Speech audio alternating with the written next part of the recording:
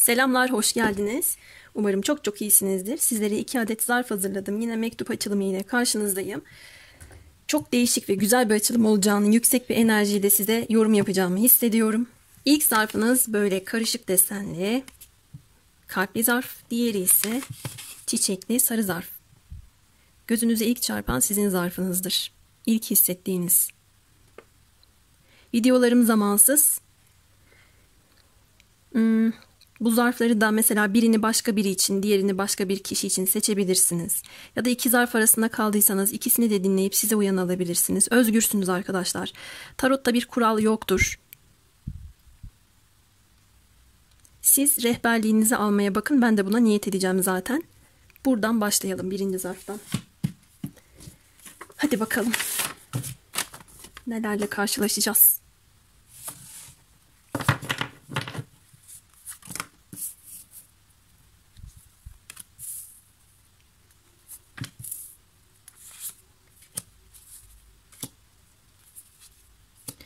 Genel enerji ve bu kişinin hayatında neler olup bitiyor kısmına bayağı bir kart açtım. Bu kısmı yorumlamayı, düşünce ve duygulardan daha çok önemsiyorum. Çünkü aslında düşünce ve duyguların genel enerjisi de burada çıkmış oluyor. Kendini gösteriyor yani. Size olan düşünceleri, duyguları, tutkuları. Yok, şöyle olacak. Korkuları, umutları.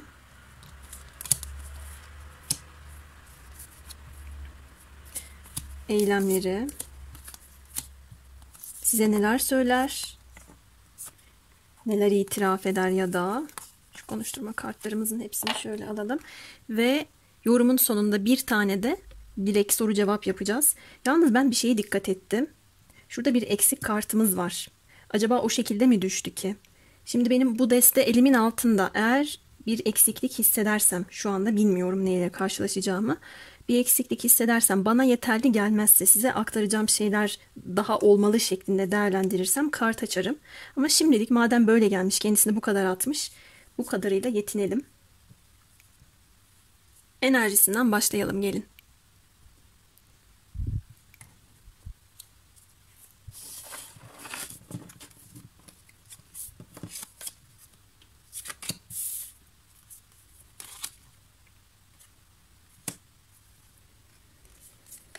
Bu açılım bizi nereye götürdü biliyor musunuz? 14 Haziran'da Yay burcunda bir dolunay gerçekleşmişti. Haziran ayına taşıdı bizi. Bu kişinin genel enerjisinde konuşamadım.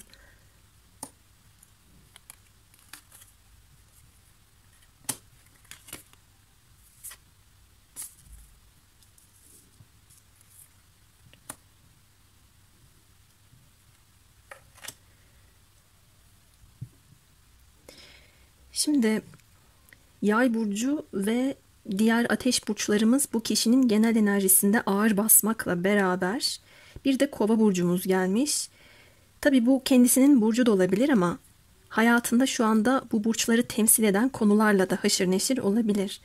Gördüğüm kadarıyla kendi hayatında kişisel olarak iyileşmenin, mutluluğu bulmanın ve mutluluğu yaşamanın bu kişi için çok kolay olmadığı çıkmış.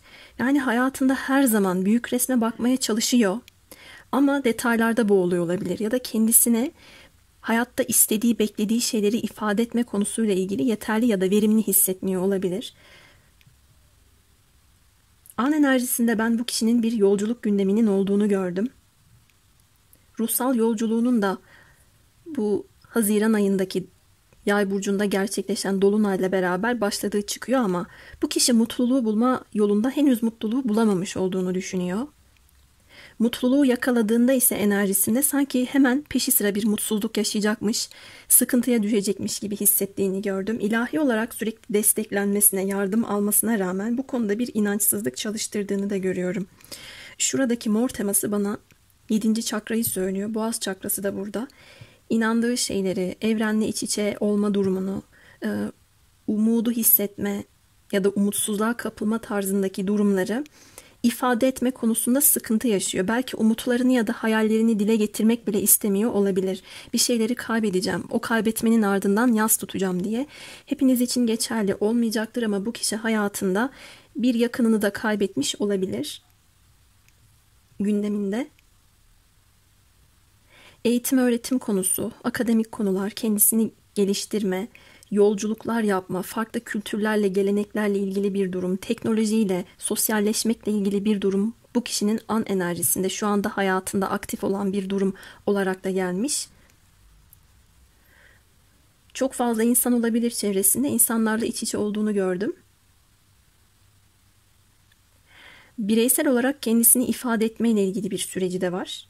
Ama kendisini eleştiri olarak da görüyorum baktığımda.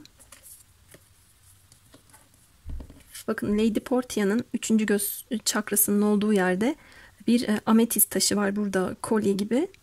Şu kartımızda da yine aynı bölgede 3. göz çakrasının olduğu yerde aynı sembolizma var.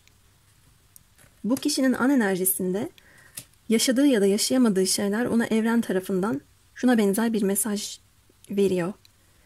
Bak, neden kişisel iyileşme durumunu göremiyorsun? Ya da neden mutlu hissetmiyorsun? Çünkü büyük resme bakman gerekiyor ya da bazı şeyleri fark etmen gerekiyor. Fark edebilmen için sana bunları yaşatıyoruz tarzında bir mesaj veriyor evren kendisine. Bunu hiç algılayamadığını düşünmüyorum. Ama daha çok olaylara bakış açısının ya da olayları değerlendiriş biçiminin eleştirel olduğunu düşünüyorum. Bir enerji bölünmesi de yaşıyor olabilir. Bir sabitlik de gelmemiş gördüğüm kadarıyla. Hayatında yaşadığı her deneyimin kendi hayatına bir düzen ve denge getirdiğinin şu anda farkında değil. Bu olumsuz bir deneyim için bile olsa. Mesela şurada mezar başında ağlayan bir kişi resmediliyor. Bu evet fiziksel dünyada kaybettiği bir kişiyi de temsil edebilir ama geçmişte biten bir ilişkisi, çocukluğuna dair çok özlediği ama artık oraya dönemeyeceğinin bilincinde olduğu ama yine de orada takılı kaldığı bir konu olabilir. Şurada bir şehit düşmüş bir asker resmedilmiş. Korkularının yansıdığını da görüyorum. Bilemiyorum, belki de buna benzer bir korkusu da olabilir. Ya da kendi çevresindeki kişilere üzülüyor olabilir. Çevresindeki kişilerin yaslarını, üzüntülerini anlayabilir, empati yapabilir, onlarla bu durumu paylaşabilir. Böyle bir enerjisi de çıkmış ama daha çok hayal ettiği, düşündüğü şeylere olumsuz anlamda bir bakış açısı gerçekleştiğini, o şekilde yaklaştığını görüyorum. Neden sonuç ilişkileri çok fazla kurmak durumunda. Hayat da ona sürekli böyle bir mesaj veriyor. Bu kendi konuştuğu şeylerin kendisine tekrar dönmesi için bile olsa. Mesela yıllar önce ne söylüyordu? Şimdi hayatında, fiziksel dünyasında elle tutulur, gözle görülür bir biçimde o yıllar önceki söylediği şeye bir baksın. Belki de onu yaşıyor şu anda. Ya da onları yapıyor, eleştirdiği şeyleri yapıyor. Burada menekşe rengi gelmiş. Dediğim gibi taç çakra enerjisi çalışıyor.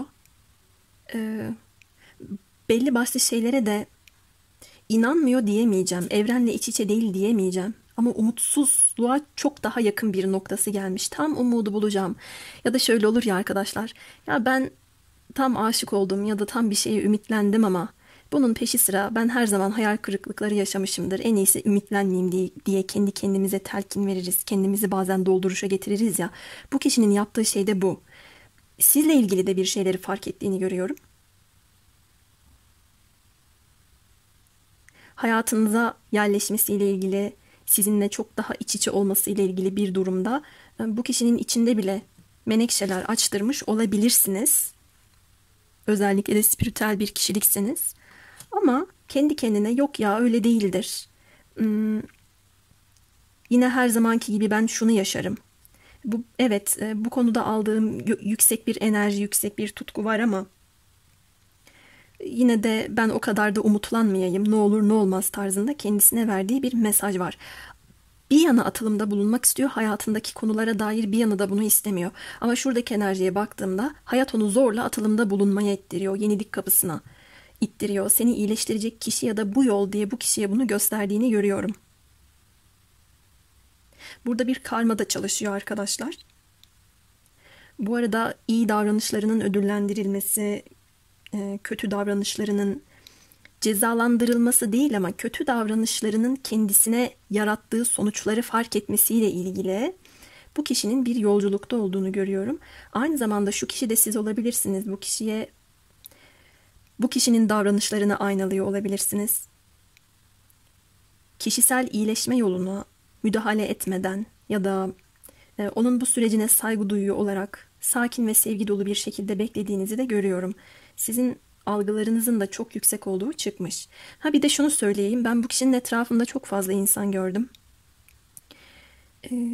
Çevresi çok kalabalık olan kişiler bazen içe dönmekte problem yaşayabilirler. Bu anlamda da kişisel iyileşmeyi bulması onun için süreçte biraz zor da olabilir arkadaşlar. Çünkü biz neyi istediğimizi, neye ihtiyaç duyduğumuzu daha iyi anlayabilmemiz için şöyle bir içimize ışık tutmamız, biraz yalnız kalmamız gerekebilir. Çok fazla kalabalıkta, çok gürültüde, çok insanların olduğu ortamda çevrenin enerjisine kendimizi aktardığımız için bu biraz zor olabilir. O yüzden bu kişiye de sizin böyle bir yansıtma yaptığınızı görüyorum. A harfine çok dikkat ettim. Bir şeylere başlamak konusunda bize mesaj veriyor olabilir. Şuradaki resim sözcüğüne dikkat ettim. Gerçekten bir resim, bir tabloyla ilgili bir durum olabilir. Mesela bu kişi kendi kafasında da size dair şeyleri hatırlıyor, bir resminizi çizmiş olabilir. Ya da sizin düşündükleriniz olduğu gibi bu kişiye gidiyor. Bazı şeyler yaşadıysanız büyük resme baktığını da görüyorum. Şimdi hem spiritüel hem soyut yani hem de bir anlamda somut yorum getirerek bağdaştırmaya çalışıyorum ama dikkatimi çok fazla şey çekiyor. Mesela kapı kelimesi. Hayatında ona açılmış bir kapı var. Kuş figürlerine dikkat ediyorum. Barışmak, iletişim kurmakla ilgili bir mesaj buralarda da gelebilir. Her şey olabilir. Çiçeklere çok dikkat ettim. Resimle, sanatla uğraşıyor olabilir ya da bir şeylere baktığında sizi hatırlıyor olabilir. Her şey olabilir arkadaşlar. Enerjisi karışık değil ama çok fazla gelmiş. Her şey var yani. Her şeyle iç içe. Çevresindeki insanlar çok kalabalık. Kendisini ifade etmeye çalıştığı şeyler çok kalabalık gibi. Peki sizle ilgili düşüncelerinden devam ediyorum.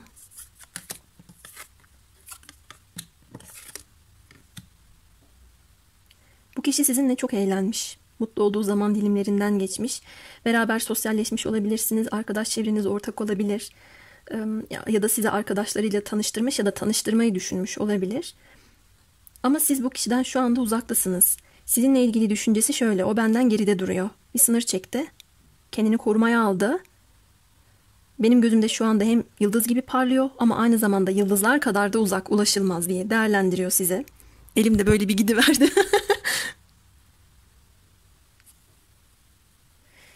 Siz onun şansıymışsınız.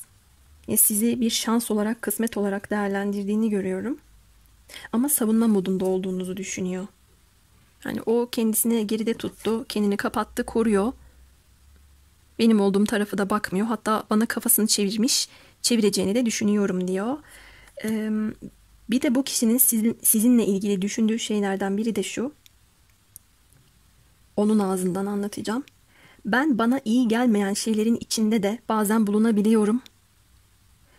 İyice böyle burnum sürtülene kadar, canım yanana kadar o iyi gelmeyen şeyden kurtulmam konusunda bir öngörüm olamayabiliyor. Ama sen öyle değilsin. Sen daha çabuk görebiliyorsun. Sana iyi gelmeyen şeylerle ilgili proaktif bir yaklaşım sergileyip hemen çözüm üretebiliyorsun. Hemen belki de sınırlarını çekiyorsun, kendini koruyorsun. Ya da gerçekten ispat ettiğin, kanıtladığın durumların arkası dolu oluyor. Mesela ben bu kişinin şöyle bir kendi kendine konuştuğunu da görüyorum. Neden sanki şurada şunu yapmadım ki? Neden öncelikli olarak şuna eğilim göstermedim ki?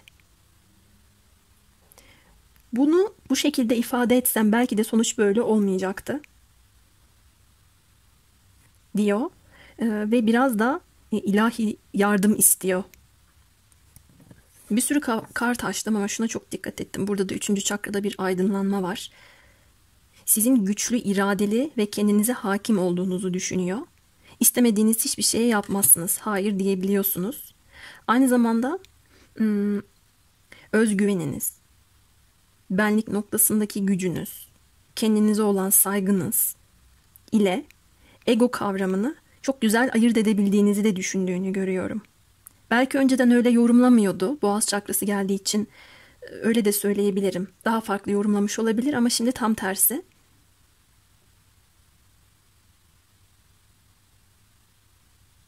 Umutlarının size bağlı olduğu çıkmış. Duygularına bakalım. Arkadaşlar, düşüncesinde de yıldız gelmiş, duygusunda da yıldız gelmiş. Siz bu kişinin gözünde parıl parıl parlıyorsunuz. Ama uzakta olabilirsiniz ondan. Sizle ilgili çok hayal kurduğunu görüyorum. Sizi çok pozitif, iyi bir ruh olarak değerlendiriyor. İnsanlara yardım etme özelliğinizi takdir ettiğini de görüyorum. Sizi çok merak ettiği çıkmış. Duygu açısından iletişim kurmaya çok ihtiyacı var. O benim şansım diyor. Hatta bir kısmınız açısından ikinci bir şans niyeti de olabilir. O dönemlerde büyük resme bakamadım. Sen benim kişisel iyileşme yolumda bana mutluluk kapısını aralayacak kişiymişsin de diyebilir size. Evet arkadaşlar, aranızda ilahi bir bağlantı olduğunu da hissediyor. Sizi çok güzel ve çekici buluyor. Gece vakitlerinde özellikle sık sık hayal ettiğini söyleyebilirim.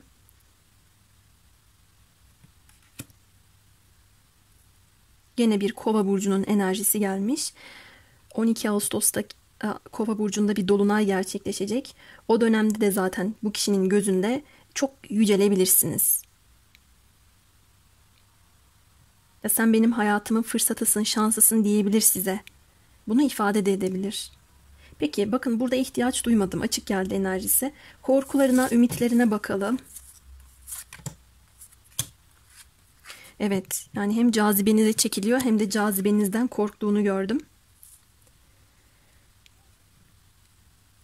Kötü bir haber alacakmış gibi ya da size kötü şeyler yazdıysa eğer bunu bir daha geri çeviremeyecekmiş gibi bir endişesi, korkusu var. Bir yandan da size bağımlı olmaktan da çok korkuyor. O kadar çok çekiliyor ki size. Akıyor enerjisi. Uzakta bile olsanız mıknatıs gibi birbirinizi çekiyorsunuz. Bu onun biraz gözünü korkutmuş olabilir. Böyle giderse ben bağımlılık çalıştıracağım diye. Olabildiğince doğru şekilde görmeye çalışıyor. Bakın şurada da 3. göz çakrasında bir beyaz nokta var.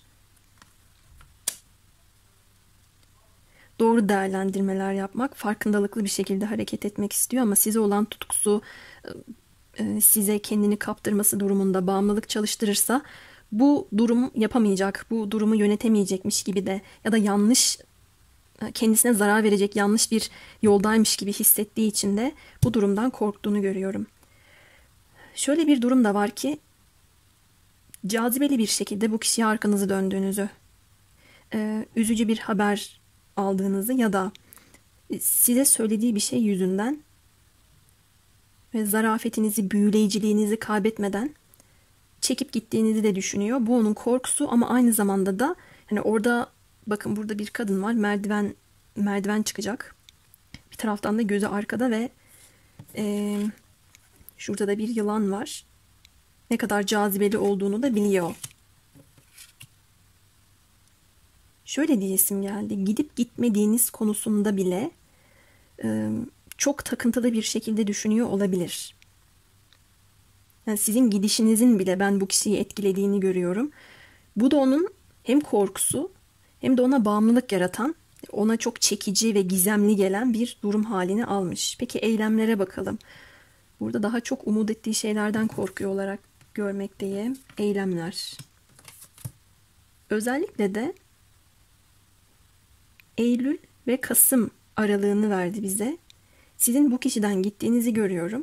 Siz bu kişiden gittikten sonra bu kişinin kendisini son derece yalnız hissettiği çıkmış ve kendi duygularını kendi içinde yaşadığı çıkmış. Bir müddet dönüş yok arkadaşlar ama sizin gidişinizle beraber ne kadar aşık olduğunu, size ne kadar bağımlılık çalıştırdığını, Sizi gözünde ne kadar yücelttiğini ve sizi merak ettiğini görüyorum. Duyguları çok yoğunlaşmış. Bu duygu yoğunluğu içerisinde yine de bir yol bulmaya çalışacak ama yakın zamanda ben bir adım göremedim. Belki başka yükleri vardır, belki zamanı değil diyordur, belki yüzü yoktur, belki de bunun şu anda ağırlığını ya da sorumluluğunu taşıyamam, biraz yorgunum diyordur. Bütün bu duygu durumlarının üstesinden gelip de kendi ışığını bulana kadar kendi içinde duygularını yaşayıp kendisini anlamaya çalışacağını görüyorum. Daha çok da bu yolculuğu anlamaya çalışacak. Siz gördüğüm kadarıyla bu kişinin yolculuğunda ona çok güzel bir rehbersiniz. Peki şimdi size neler söyler bakalım. Seninle olmak için herkesle savaşırım. Mutsuzum. Her gün her gece seni düşünüyorum, aklımdan çıkmıyorsun. Evet dedim ya size. Son zamanlarda seni daha çok düşünüyorum. Sana düşündüğünden daha çok değer veriyorum. Evet veriyor arkadaşlar. Sana sarılmayı çok özledim. Evet şurada resim sözcüğüne dikkat ettiğimden bahsetmiştim. Böyle bir an yaşadıysanız o anı sürekli kafasında fotoğrafını çekmiş ya da bir resim gibi kalmışsınız. Ya da kendisi bile çiziyor olabilir. Her şey olabilir. Yazıyor, çiziyor, bir şeyler karalıyor olabilir. Daha iyi hatırlamak adına. Bu özlemini o şekilde yaşadığını ya da kendisini o şekilde rahatlattığını da söyleyebilirim. Ama o anı çok özlemiş olduğunu da söylüyor. Benim bu açılımda hissettiğim, siz bu kişiden gitmiş gibisiniz. Aranızda ifade edilmemiş çok şeyle beraber. Belki de içinizde duygularınız vardı. Ama yanınıza aldınız, bakın buradaki gibi. Pılınızı pırtınızı gittiniz. Bu kişiyi gerinizde bıraktınız. Gelecek ama bu yolu yürüyene kadar fark etmesi gereken daha çok şey olabilir. O biraz daha iç dünyasında ne istediğini, ne yapmak istediğini iyice sorgulamalı. Bu süreçten geçtikten sonra adım gözüküyor. İç sesini dinlemesi gerektiğini düşünüyorum. Hayatın da ona öğretmeye çalıştığı şey bu. Peki hadi bir dilek tutun bakalım. Kartınız ne cevap verecek? Biraz bekliyorum. Bu arada burçlardan bahsedeyim. Yay burcu demiştim. Diğer ateş burçlarımız burada. Koç, Aslan. Kova burcumuz burada. Yengeç, Akrep, Balık, İkizler, Terazi, Kova. Çok ilginç. Hiç toprak gelmemiş. Ama tabii toprağın gelmemesi size uyumayacağı anlamına da gelmiyor. Haydi bakalım. Özgürlük dedi. Rahatlama, özgür olma. Belki bir yolculuk yapma. Yüklerinizden kurtulmanız. Size ayak bağı olan şeylerden kurtulmanız. Bazı şeyler bırakıldıktan sonra rahatlamanız. Kuş kadar hafiflemeniz.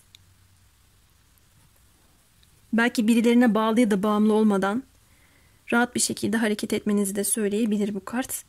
Engelleri aşmanız. Bakın şurada bir dağ figürleri var. Mesafeleri kapatmanız. Artık beni bağlayan, tutan bir şey yok demeniz. Artık her ne dilediyseniz bir özgürlük teması ve bir değişim teması hayatınıza geliyor diyebilirim. İlk mektup için söyleyeceklerim bu kadar. Yorumlarda benimle buluşmayı unutmayın. Videoyu beğendiyseniz videoyu beğen tuşuna ve kanalıma abone olmayı da unutmayın arkadaşlar. Sizleri seviyorum. Hoşçakalın. Sarı zarftayız.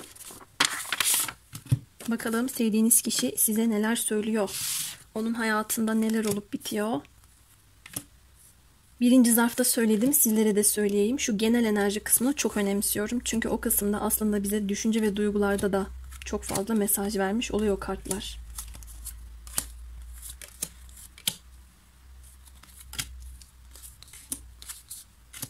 Allah Allah, demek ki ben tamam, bir anormallik yok.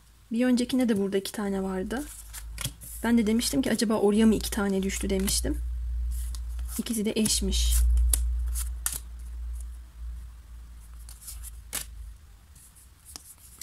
Konuşturma kartlarımız ve yorumun sonunda da soru cevap ya da dilek yapacağız. Şimdiden dileğinizi tutabilirsiniz. Evet, bu kişinin genel enerjisinden başlıyorum. Hayatına neler olup bitiyormuş? Genel enerjisi nasılmış bakalım.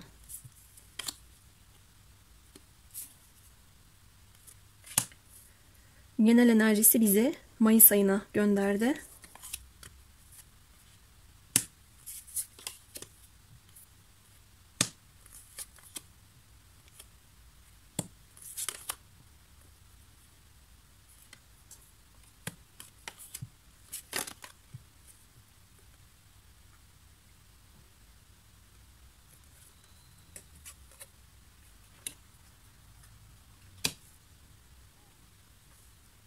Ne kadar karışık. Şimdi genel enerjisinde bu kişinin Akrep burcu teması ve toprak burçlarının temasını çok yoğun gördüm. Boğa, Başak, Oğlak. Geçmişteki insanlara, geçmişteki olaylara, tutumlara karşı göstermiş olduğu bir sertlik enerjisinde ve dedim ya size bizi bu açılım genel enerji itibariyle geçtiğimiz Mayıs ayına gönderdi diye. Orada Dolunay Akrep'teydi. Akrep burcunda Dolunay olduğunda bu kişinin hayatında bitmesi gerekenler o dönemde bitmemiş olabilir. Dönüşmesi gereken şeyler, geçmişteki durumlar temizlenmemiş olabilir. Tam şu anda an enerjisinde hayatında bir yenilenme, daha köklü şeylere yol alma ve geleceğini belirleme temasını yaşadığını görüyorum. Bir anlamda ektiğini biçiyor da olabilir. İlla şimdi ona zarar veren ya da onun çevresinde ona sıkıntı yaratan durum ya da insanlardan temizlenme, kurtulma ya da kendisi işte şunu ekti de şimdi bunu biçiyor tarzında yorum getirmem doğru olmaz. Ya da yeterli olmaz doğrudan ziyade. Buradaki düşmanlığı kendisi de başkalarına yapmış olabilir. Yani böyle umursamadan sivri diliyle insanlara yanlış bir agresif bir yaklaşım sergileyerek ve kılıcını, orağını kim kırılır, kim üzülür diye hiç umursamadan savurmuş, sallamış olabilir. Ama şimdi baktığımda bu durumun, bu yaptığı şeyin kendisine iyi ya da yararlı gelmediğinin değerlendirmesini de yapıyor. Ruhsal anlamda da bu kişinin çok ruhsal mesajı gelmemiş ama daha çok dünyevi boyut teması gelmiş. Bu kişinin içinden ona verilen bir mesaj var. İki şey arasındaki ya da bağlantılar arasındaki durumları çok daha iyi algılayıp yorumlayabildiğini gördüm. Boğaz çakrası teması var. Ruhundaki şeyleri ifade etmenin yolu yöntemi olarak agresif bir tavır tutum sergilediği de gelmiş an enerjisinde. Ama ben bu kişinin bu agresifliğini haklı gördüm. O da kendisini haklı görüyor. Ben gelip belki şöyle diyebilir. Sana düşman olduysam sen bana zarar verdiğin için ya da seni gelip akrep gibi soktuysam bana böyle böyle yaptığın için diye. Yani burada bir etkiye tepki çalışıyor. Dostlarından, arkadaşlarından kaba tabir kazık yemiş olabilir. Ben sana destek verdim, ben senin yanında oldum maddi manevi olarak, bana bunu yap diye miydi tarzında bir sinirliliğini de görüyorum. İşte bu kişilerle olan bağlantısını koparıp artık geçmişi bırakacağı çıkmış. An enerjisinde daha gelecek odaklı olduğunu da gördüm. Bu kişi ellerini kollarını çok fazla kullanarak bir meslek yapıyor. Girişimci bir karakter, köklü adımlar atmak isteyen, derinliği olan bir insan. Şu an an enerjisinde planlar, yatırımlar yaptığını da görüyorum. Hissettiğim şeylerden biri de şu. Bu kişi hayatında çok şu temayı yaşamış bir kişi olabilir. Ben genellikle yakınlaştığım kişilerde ya da etkileşim içinde olduğum insanlarda benim gibi bir samimiyet ve derinlik aradım. Kişilere karşı yardımcı oldum. Onları olduğu gibi kabullendim. Derin bir sevgi, derin bir saygı içerisinde oldum. Hatalar ile karşılaştığımda doğrudan kesip atmadım, şans verdim. Bağışlayıcı oldum. Ama şüphelendiğim ve içimi kemiren ve asla kabul etmeyeceğim bir şey var ki o da ihanet. Arkamdan iş çevrilmesi, dostlarımdan kötülük görmek, benimsediğim insanların beni hiçe sayması durumu dediğini gördüm. Tartışmaları, sıkıntıları, bazı şeyleri tam olarak kesip atıp bazı şeyleri bitirmekten korkmayacak bir enerjide. O dönemde sana şu şansı vermiştim ama şimdi vermek bile istemiyorum dediğini görüyorum. Artık olumlu olumsuz ne varsa bırakma enerjisinde. Bu arada bu enerji size de yansıyor olabilir. Aranızda kızgınlıklar, agresif diyaloglar, çekişmeler. Sen şunu kesip atıyorsun, ben de bunu kesip atarım tarzındaki durumlarda artık geçmiş bitiyor arkadaşlar. Yani bu kişi ruhsal anlamda da şöyle gördüm, her iki dünya arasında, yani spiritüel dünya ile fiziksel dünya arasında gidip gidip gelen bir insan. O bağlantıyı akrep enerjisi olduğu için çok güzel kurabildiğini düşünüyorum. Ay, şurada dursun.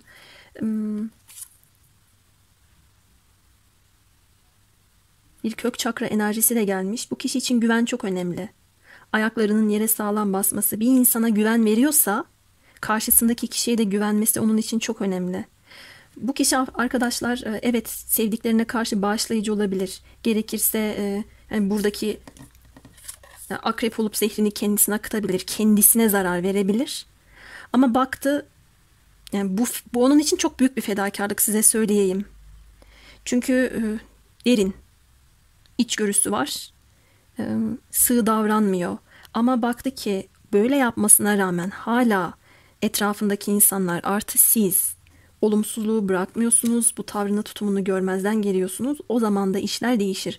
Ben bu kişinin çok bıçak sırtında olduğunu görüyorum. Çok sivri bir noktada duruyor.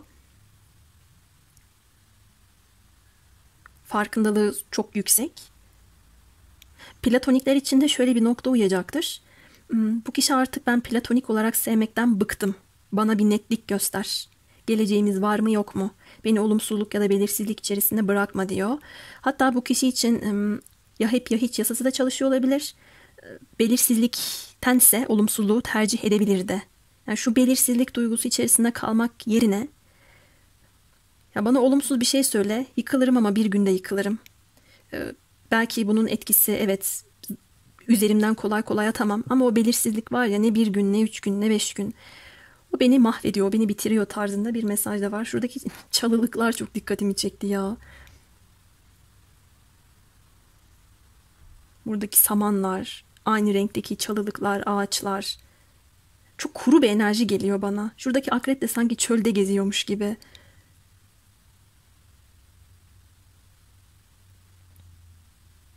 Yılan diyesim geldi.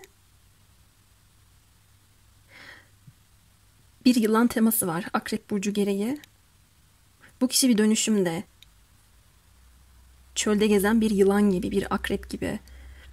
Ya kendi kendini iyileştirecek ya da sizinle ilgili durumları iyileştiremediğinde ya da çevresindeki durumları artık kesip atacak olarak görüyorum. Her bir bağlantıyı da çok güzel kurmuş. Aranızda bir tartışma olduysa geçmişi geçmişte bırakalım, ben artık algıladım da diyebilir. Ben sana şunu yaptığım için bunu yaptın. Her şeyden öte dostuz, dostluğumuza zarar gelsin istemem de diyebilir. Yorumda bir yerden sonra farklılaştı bakın. Böyle bir durumda gelmiş. Başka neler söyleyebilirim? Biraz daha bakayım. Bir yorum daha geldi. Bizim ikimiz arasında herhangi bir problem yoktu diyorsanız eğer, sizin bu kişiyle aranıza giren sıkıntının bu kişinin çevresindeki insanlar olduğunu söyleyebilirim.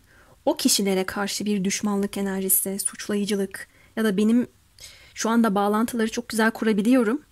Bana verdiğiniz zararları çok güzel algılayabiliyorum. Benim gözüm açıldı da diyebilir. O yüzden bu kişilerle olan irtibatını koparması ya da kendini savunma moduna geçmesi gibi durumu da gördüm. Sizle alakalı bir şeyleri yenilemek için ya da iğnelemek adına. Böyle gözüküyor arkadaşlar. Şimdi sizle ilgili düşüncelerinden devam edelim. Hep para geliyor. Toprak burçları baskın, artı akrep demiştik. Ben bu kişinin niyetinin sizinle ciddi olduğunu görüyorum. Her şeye hakim olma gibi bir düşüncesi var. Sizi de kazanmak istiyor, kaybetmek istemiyor. Sizinle bir gelecek planladığını gördüm. Size haber ulaştırmak, hatta sizinle oturup bazı şeyleri yeniden değerlendirmek ve konuşmak istiyor. Bunun önemli bir konuşma olacağını düşünüyorum. Siz bu konuşmayı yaparken bu konuşmanın olacağını tahmin eden ya da bu konuşmanın nasıl geçeceğini aşırı derecede merak eden farklı insanlar da olabilir. Dışarıdan bir göz olarak dinlediklerini, izleyeceklerini de bu kişinin düşündüğü çıkmış. Şunu gördüğüme sevindim. Bu kişi neyin ne olduğunu biliyor. İçiniz rahat olsun. Kim ona zarar vermiş, kim duygu dünyasında ona mutsuzluk getirmiş, kim onun kariyerinde ona sıkıntı yaşatmış bunu biliyor. Ha, kariyer demişken oradan da bahsedelim, genel enerjisinde eksik kalmasın. Kariyer hayatında da çok fazla rekabet ortamında olabilir. Kendisini kanıtlamaya, yeteneklerini sergilemeye çalışıyor olabilir. Burada çok fazla bir eril enerji olduğu için güç gösterisi, ast üst ilişkisinin olduğu meslek alanları ya da kim ne yapmış, kim yükselmiş, kim geleceğe daha fazla yatırım yapıyor gibi, ya da burada sık sıkıya bir rekabet durumunun olduğunu görüyorum. Ticaret de olabilir bu. Buna benzer durumlarla alakalı da güçlenmeye ve hayatına yön vermeye çalıştığını gördüm. Bu kişi bir gelecek kurma düşüncesinde. Ve sizle bir konuşmak da istiyor. Çok kırmızı renk teması hakim. Dikkat ettiniz mi? Kök çakra enerjisi çok çalışıyor. Kök çakra bize aidiyet duygusunu verir. Para konusunda güvenceyi verir.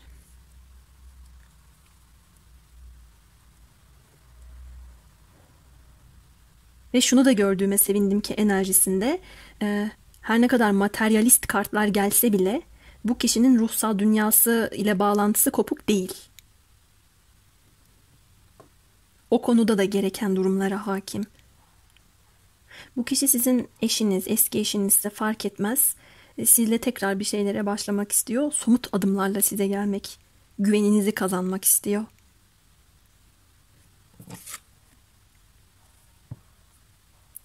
Bakın dikkatimi ne çekti. Burada para kralının elinde tuttuğu parada, paranın ortasında çiçek var. Çiçek sembolizması. Buradaki kartta da şu siz olun. Bu kişinin kalp çakrasının ortasında aynı 4 yapraklı çiçek. 4 yaprağı var bakın, aynı sembol. Aynı çiçekten var. Sizin kalbinizi, duygu dünyanızı eline alıp sahip olma düşüncesinde bu kişi. Ve sizin duygularınıza da hakim olmak istiyor. Belki gereken bilgiyi elinde tutması. Belki kalbinize dokunması. Senin kalbin bende olsun gibi bir niyeti, isteği var. Gerçekten şu tema çok hakim. Bir gülesim geldi. Ben de kendimi çok kaptırmışım. Çok var arkadaşlar o tema. Şu da olabilir. Belki sizin bu kişiyle içinizde bir çiçekler açtı. Güneş gibi bu kişinin hayatına doğdunuz. Ona dönüştürücü bir etki verdiniz. Öyle bir şeyler yaşattınız. Bunun daha çok Mayıs ayıyla bir bağlantısını veriyor. En yakın olarak. O dönemden beri gücünü de size göstermeye, size kendisini kanıtlamaya çalışıyor da olabilir. Ama bir konuşma düşüncesi içerisinde. Gelelim duygularına, tutkularına. Buraya yedek bir kart açmam gerekecek. Açalım. Destemiz burada. Evet, içinde bir heyecan, bir heves var. Bu kişi sizi çok kıskanıyor. Gölge bir özellik olarak sizi kendi duygularında ya da sizin bu kişiye olan aşkınızda boğulmanızı hayal ediyor olabilir. Beni çok sevsin. Benim onu sevdiğim, ona tutku beslediğim kadar sevsin diyebilir. Suyun içine hapsetmek istiyor resmen sizi. Bakın bir akrep teması, tekrar bir su enerjisi. Ya da sen yüzeylerde olma. Suyun altında kal. Benim görebildiğim, benim dokunabildiğim, benim hakim olduğum alan orası diyebilir. Ne kadar ilginç geldi. Sıfırdan sizinle bir şeylere başlamak istediğini gördüm.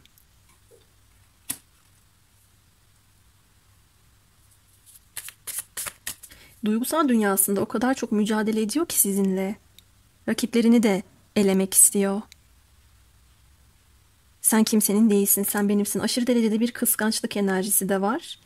Burada cinsel enerji de çok yoğun geldi. Tutkular çok fazla. Kendisini de bir anlamda tuttuğunu görüyorum. Bakın şu kişi de o. Bu kişi de o enerjisinde. Elinde kılıç. Açılın savulun, ben geliyorum. Ya da benim olanı kimseye kaptırmam der gibi bir hali var başka. Evet. Şimdi siz bu kişiden eğer biraz geride duruyorsanız, düşünüyorsanız kendi kabuğunuza çekilip acaba başka biri mi var? Ya başka biri varsa ben ne yaparım diyerek arka planda bir kıskançlık çalıştırdığını gördüm. Kupa dörtlüsü kartımız gelmiş. Aynı papağan burada da var. Bakar mısınız? Bu papağan şimdi beni rahatsız etti mi etmedi mi biraz ona odaklanmam lazım. Bu dışarıdaki bir göz. Bu farklı bir insan ya da insanlar. Bakıyorlar arkadaşlar, sizi seyrediyorlar. Aynı yerde bakın. Ya da bu kişinin sizi stoklaması da olabilir bir anlamda. Siz duygu düşüncelerinizi irdeliyorsunuz, kendi halinizdesiniz ama bu kişi garip garip düşünceler ve hisler besliyor, şüpheler içerisinde. Başka biri mi var? Başka biri varsa ben ne yaparım? İşte onları da elerim gibi değişik bir ruh haline bürünmüş. Fakat siz en sonki konuşmanız ya da konuşamadığınız şeyler yüzünden bana sıkkın, bıkkın, isteksiz bir moddaymışsınız ve bu şekilde düşünüyormuşsunuz gibi geldi. Buradaki kadının beden dili de öyle zaten. Kitap okuyor ya okuduğu kitapta bir cümleye rastlamış, işaret parmağını da kafasına götürmüş düşünüyor. Anlamaya çalışıyor, irdeliyor. Ya da kitap okurken birden aklına geliyor ve şu yaşadığı durumları düşünüyor. Bu sizsiniz ama. Bu kişi değil, sizsiniz. Bu kişinin hissiyatında da böyle bir durum yansımış. Peki umutlarına, korkularına, endişelerine bakalım.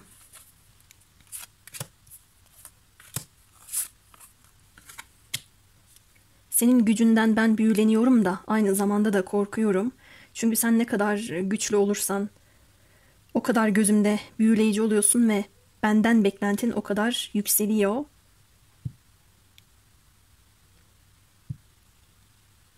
Seninle bir yuva kurma umudundayım. Bir anlamda senin kadar yaratıcı olamayacağım diye de endişeleniyorum diyor. Güce kuvvete kendisini çok getirmeye gayret gösteren, hatta böyle güce kafasına takmış bir bireyi görüyorum. Bu kişinin korkusu güçsüz olmak. Fiziksel güce de önem veriyor olabilir. Spora, vücut geliştirmeye. Çok dik ve toplum içerisinde ben buradayım diye kendisini gösterecek bir duruşa, yürüyüşe sahip olabilir. Bunu farkında olarak da yapıyor olabilir, olmayarak da. Güçsüz gözükme gibi bir korkusunun olduğunu gördüm.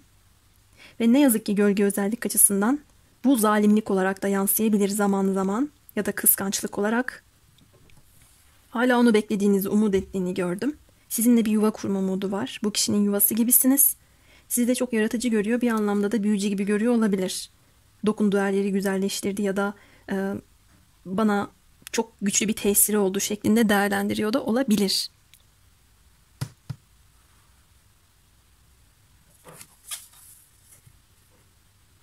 Para açısından da kendisini güçlü görmek istiyor.